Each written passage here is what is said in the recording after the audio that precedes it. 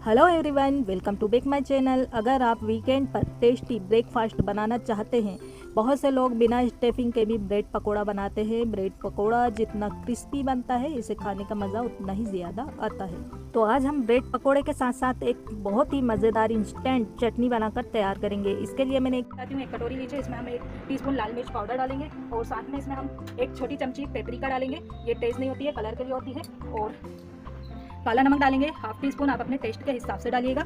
इसमें हम 1 टीस्पून बारीक चॉप करके लहसुन डाल देंगे। इसमें हम डालेंगे वेजिटेबल आयल डालेंगे और इसे अच्छे से 1 से 2 टीस्पून डाल करके मिक्स कर दें। इसे हम कर देते हैं अच्छे से मिक्स। इस चटनी को और ज़्यादा टेस्टी बनाने के लिए इसमें आप थोड़ा सा जीरा डाल दीजिए और साथ में इसमें हम थोड़ा सा पानी डालेंगे, बस थोड़ा सा 1 से 2 टीस्पून, और इसे मिक्स कर देना है। देखिए इंस्टेंट चटनी बनकर के तैयार हो गई है। ये चटनी जो है आप पूरी पराठे के साथ भी खा सकते हैं, बहुत मज़ेदार लगती है। दाल चावल के साथ खा सकते हैं और आप चाहें तो इसमें तड़का भी लगा सकते हैं। तो ये चटनी बनकर तैयार। यहाँ पर मैं ले रही हूँ 1 कटोरी बेसन। जाहिर है पकोड़े हैं तो बेसन तो जाएगा ही जाएगा इसमें। अब साथ में इसे और सुपर क्रिस्पी और खस्ता बनाने के लिए हम इसमें मिलाएंगे एक बहुत ही बढ़िया चीज़, जिससे ये बहुत खस्ता और क्रिस्पी बनते हैं। यहाँ पर मैं ले रही हूँ चावल का आटा 4 चम्मच। ये चाय के चम्मच से 4 चम्मच है, तो ये डाल देंगे। आप कहेंगे कि चावल का आटा हमारे पास नहीं है, तो इसका जो ऑप्शन है, तो आप इसमें अरारोट का पाउडर डाल सकते हैं, बाद में स्टार्च डाल सकते हैं और पोटैटो स्टार्च डाल सकते हैं। अगर फिर से आपको बता दूं कि अगर चावल का आटा डालेंगे तो आपको रिजल्ट जो है बेस्ट मिलेगा। रिवायती तौर पर पकोड़े का घोल बनाने के लिए चने के आटे या बेसन का यूज़ मसाले और बर्फ के पानी के साथ किया जाता है, लेकिन थोड़ा सा चावल का आटा मिलाने से पकोड़ों को हल्का और कुरकुरा बनाने में बहुत ज़्यादा हेल्प मिलती है, क्योंकि तलने पर ये ज़्यादा तेल नहीं सोखते हैं। यहाँ पर इसमें मैंने डाला है 1 छोटा चम्मच चाट मसाला पाउडर और साथ ही में इसमें डालेंगे हम भुना हुआ जीरा पाउडर 1 छोटा चम्मच, काली मिर्च का पाउडर आधा छोटा चम्मच, 1 छोटा चम्मच अजवाइन को ऐसे हाथों से क्रश करके डालेंगे, जिससे इसका टेस्ट इनहेंस होगा।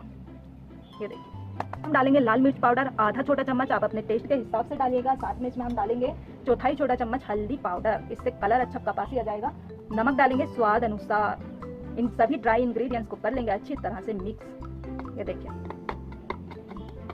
ये मिक्स हो गया है। अब इसका हम बनाएंगे घोल। तो यहाँ पर मैं ले रही हूँ पानी 1 कप, थोड़ा थोड़ा पानी डाल करके इसको हमें घोल बनाना है। थोड़ा थोड़ा पानी डालेंगे, इससे ये घोल जो है और इसकी कंसिस्टेंसी देखते जाना है हमें। एक साथ पानी नहीं डालें वरना एक पतला भी हो सकता है, तो और गुठलियाँ भी इसमें पड़ती हैं। थोड़ा पानी और डालेंगे, अच्छी तरह से मिक्स कर लेंगे और पकौड़ी का घोल जितना घोल इसका बेटर हमें बनाकर तैयार कर लेना है। थोड़ा पानी और डालेंगे। ये देखिए तो थोड़ा थोड़ा करते हुए मैंने एक पूरा ही गिलास भर के इसमें डाल दिया है पानी। अच्छे से कर लेते हैं मिक्स और फिर इसकी कंसिस्टेंसी देखते हैं कि कितनी है। बेटर को हमें अच्छी तरह से फेंटना है। बेटर बहुत ज़्यादा स्टिक ना हो। बेटर को स्प्रे और हवादार बनाने का दूसरा तरीका यह है कि इसे व्हिस्कर से फेंट लें। मैं कोशिश करती हूँ कि आपको इतने आराम से और इतने डिटेल में रेसिपी के बारे में बताऊं कि पकोड़े एक ही बार में आपके परफेक्ट बनकर तैयार हो। तो इसका बेटर, इसकी कंसिस्टेंसी आप देख लीजिए, इतनी होनी चाहिए।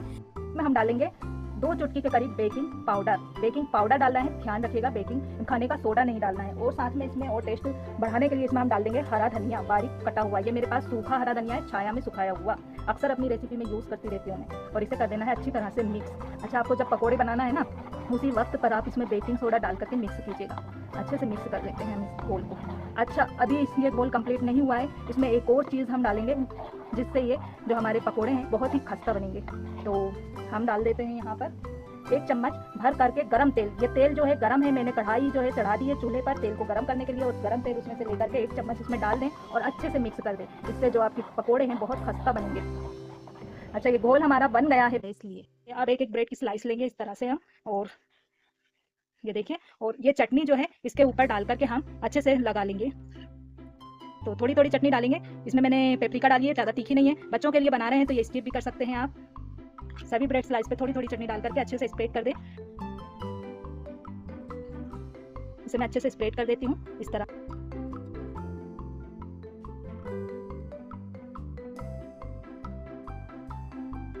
बाकी के सभी ब्रेड पर फैला लेते हैं सब। देखिए चटनी मैंने अच्छे से स्प्रेड कर ली है। अब ये जो आलू का भरता है, इस भरते की रेसिपी मैं पहले भी कई बार अपलोड कर चुकी हूँ और मेरे सैंडविच की वीडियो में भी इसकी रेसिपी मैंने स्टेप बाय स्टेप आपको बताई है। आप वहाँ से इसे चेकआउट कर सकते हैं और इसका लिंक भी मैं आपको डिस्क्रिप्शन बॉक्स में दे दूंगी, वहाँ से भी आप इसे चेकआउट कर सकते हैं। तो थोड़ा थोड़ा भरता ऐसे सभी ब्रेड की स्लाइस पर रख करके और इसे भी हम अच्छी तरह से इवनली स्प्रेड कर देंगे ब्रेड स्लाइस के ऊपर। देखिए मैंने ले लिया है भरता और इसे हम अच्छी तरह से स्प्रेड कर देते हैं। ब्रेड स्लाइस पे से अच्छी तरह से स्प्रेड कर लिया है बढ़िया से इवनली सभी तरफ एक साथ।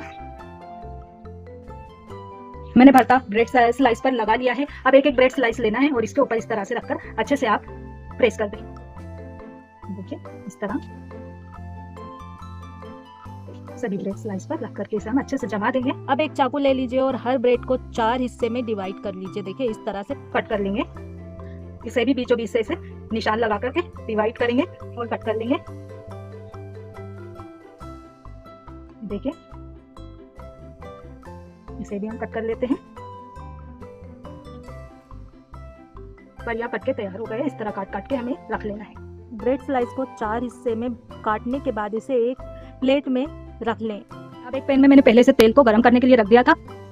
तो तेल जैसे ही तेज गर्म होगा और इसमें हम ये बेसन का घोल ले लीजिए। इसमें एक एक ब्रेड स्लाइस डाल करके इसे हम अच्छे से डिप कर लेंगे। देखिए इस तरह से बेसन की कोट इस पर अच्छे से होना चाहिए। इसे एक कांटे से निकालेंगे ना तो एक्सेस बेसन इसी में चला जाएगा आपका। ये देखिए इस तरह, और इसे हम डाल देंगे गरम तेल में डायरेक्ट। ये देखिए इस तरह से इसे पलट लेंगे हम।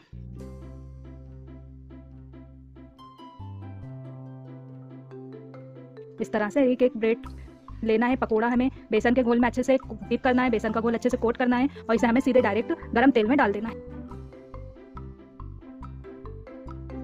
बहुत सिंपल इजीली हो जाता है। आप देख पा रहे होंगे कितने आराम से और इजीली हम इसे बना पा रहे हैं, है ना।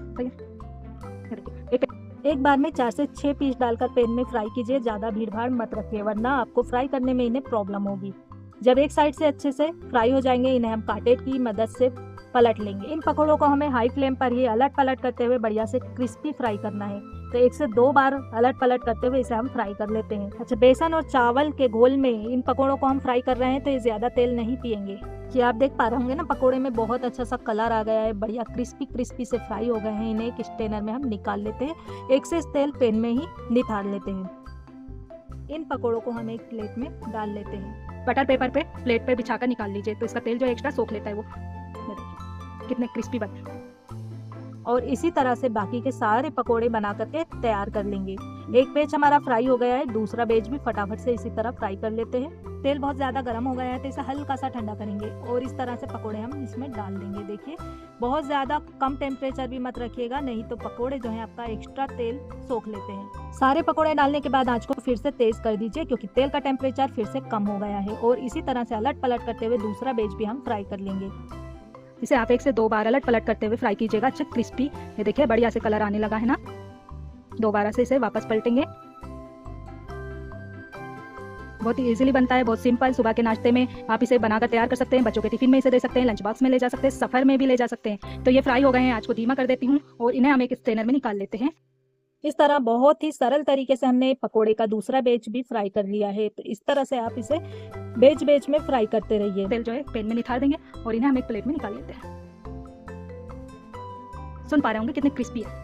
लीजिए गर्मा गर्म ब्रेड पकोड़ा बनकर तैयार है और बहुत ही क्रिस्पी और बहुत ही टेस्टी बनते हैं। एक बार ज़रूर ट्राई कीजिएगा और मुझे फीडबैक दीजिएगा कि आपको ब्रेड का पकोड़ा कैसा लगता है। इसे आप टमाटर केचप के साथ, हरी चटनी के साथ, लाल चटनी के साथ गर्मा गर्म सर्व कीजिए और बारिश के मौसम में शाम की चाय के साथ तो भाई कहने ही क्या, मज़ा ही आ जाएगा। तो इसे बनाइए, एंजॉय कीजिए और वीडियो अच्छी लगी हो तो प्लीज़ वीडियो को लाइक, शेयर और सब्सक्राइब करना नहीं भूलिएगा।